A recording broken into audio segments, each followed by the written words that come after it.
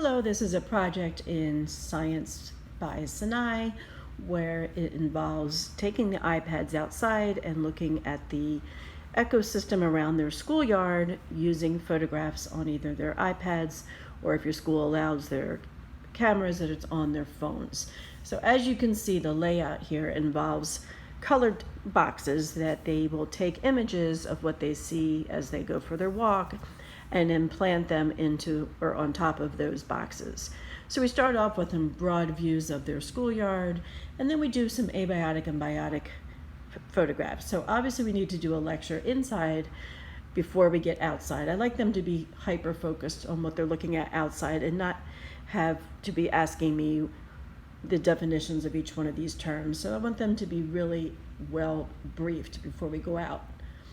Producers, consumers, and decomposers. Every once in a while, depending on the season that you go outside, you may or may not find what you need on each one of these. So sometimes I'll slip them some pre-photographs, and they don't seem to mind that at all. We interview a tree, we look for seeds, we look for places of nectar, again seasonal, but you usually can find something. Did you find any signs of animals? And where do you see plants that have adapted to living with a man-made structure, which can be very interesting.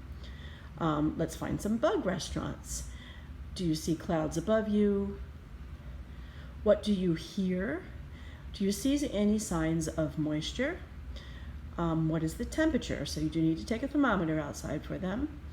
And then, you know, kids, they love to share things. So what did you find anything special that you would like to share? So what I like to do is make this a launching pad, and I add slides as we go through this unit to develop each one of these concepts.